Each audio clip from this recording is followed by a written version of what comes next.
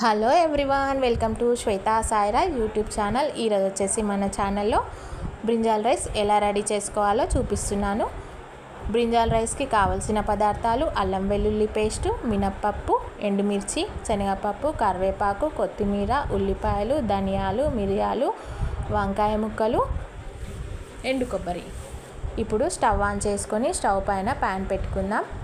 Pan వేడికిపోయిందా లేదా అని check చేస్తున్నాను. ఇక్కడ కొన్ని ధనియాలు మిరియాలని వేయించేసుకుంటున్నాను. ఇలా ధనియాలు మిరియాలు వేగిపోయాయి కదా, పక్కన పెట్టేసుకొని మినప్పప్పుని మాత్రం హై ఫ్లేమ్లో కాకుండా లో ఫ్లేమ్లో పెట్టుకొని వేయించుకోవాలి. లేకపోతే మినప్పప్పు మాడిపోయే ఛాన్స్ ఉంటుంది కాబట్టి లో ఫ్లేమ్లో పెట్టుకొని వేయించుకోవాలి. ఇలా మినప్పప్పు వేగిపోయింది కదా, పక్కన పెట్టేసుకుందాం. ఇప్పుడు శనగపప్పుని వేయించుకుందాం. శనగపప్పుని హాఫ్ కప్పు మినప్పప్పు తీసుకుంటే హాఫ్ కప్పులో సగం శనగపప్పును తీసుకోవాలి. శనగపప్పును కూడా లో ఫ్లేమ్లో పెట్టుకొని వేయించుకుందాం. ఇక్కడ ఎండుమిరపకాయల్ని, దాల్చిన చెక్కని తీసుకొని వేయించుకుంటున్నాను. మీరు తినేంత కారం చూసి ఎండుమిరపకాయల్ని వేయించుకోవాలి. కారం తక్కువ తినే వాళ్ళైతే తక్కువ వేసుకోవచ్చు. ఇక్కడ నాకు ఎండుమిరపకాయలు తక్కువ అయ్యాయి అనిపించింది, అందుకని కొన్ని ఎండుమిరపకాయల్ని మరి వేసుకొని వేయించుకుంటున్నాను. ఇప్పుడు గీరి పెట్టుకున్న కొబ్బరిని తీసుకొని వేయించుకొని పక్కన పెట్టేసుకున్నాను. ఇప్పుడు ఆయిల్ వేడెక్కిపోయింది కదా, ఆవాలు, జీలకర్ర, కరివేపాకు వేసుకున్నాను. తర్వాత ఉల్లిపాయల్ని కూడా యాడ్ చేసుకున్నాను. ఉల్లిపాయలు ఇలా కొంచెం సేపు ఫ్రై అయిపోయాక ఇప్పుడు వంకాయ ముక్కల్ని మెల్లిగా కొన్ని వంకాయ ముక్కల్ని యాడ్ చేసుకుందాం.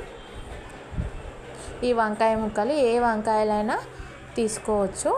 ఈ వంకాయలే అని కాదు,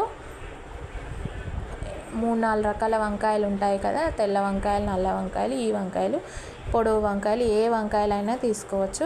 ఇక్కడ పసుపుని కూడా యాడ్ చేసుకుంటున్నాను. ఇలా వంకాయలు మగ్గడానికి కొంచెం సాల్ట్ని యాడ్ చేసుకుంటున్నాను. సాల్ట్ ఒకటేసారి ఎక్కువగా వేసుకోకూడదు, ఎందుకంటే పౌడర్లో యాడ్ చేసుకుంటాం కాబట్టి. అల్లం వెల్లుల్లి పేస్ట్ని కూడా యాడ్ చేశాను. అల్లం వెల్లుల్లి పేస్ట్ లేని వాళ్ళు ఎల్లిపాయలు కూడా యాడ్ చేసుకోవచ్చు, అంటే ఎల్లిపాయలు దంచి వేసుకోవాలి. ఇక్కడ నేను పక్కన స్టవ్ పైన రైస్ వండుకుంటున్నాను. ఈ బ్రింజాల్ రైస్కి ఇప్పుడు మూత పెట్టుకొని ఈ వంకాయ ముక్కల్ని మగ్గించుకుందాం. దీంట్లో మాత్రం వాటర్ అస్సలు వేసుకోకూడదు. ఈ ఆయిల్తోనే మూత పెట్టుకొని వంకాయ ముక్కల్ని మంచిగా మగ్గేంత వరకు, మరీ హై ఫ్లేమ్ కాకుండా లో ఫ్లేమ్ కాకుండా మీడియం ఫ్లేమ్లో పెట్టుకొని వంకాయ ముక్కల్ని మగ్గించుకోవాలి.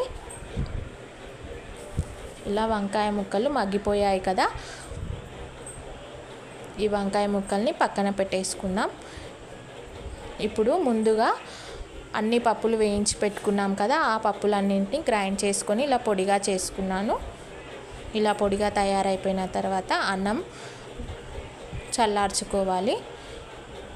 ఇలా అన్నంని చల్లార్చుకున్న తర్వాత కొంచెం చల్లారాక వంకాయ ముక్కల్ని వేసుకొని అన్నంని కలుపుకోవాలి. తర్వాత మనం తయారు చేసుకున్న పొడిని కూడా వేసుకొని, అవసరమైనంత పొడిని వేసుకొని కలుపుకోవాలి.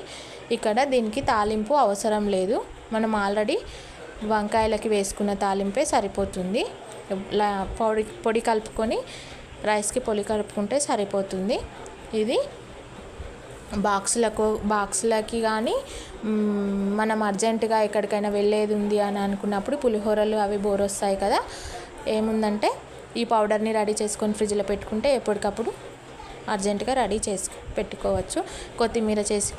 కొత్తిమీర వేసుకొని గార్నిష్ చేసుకుంటే బ్రింజాల్ రైస్ రెడీ అయిపోయింది.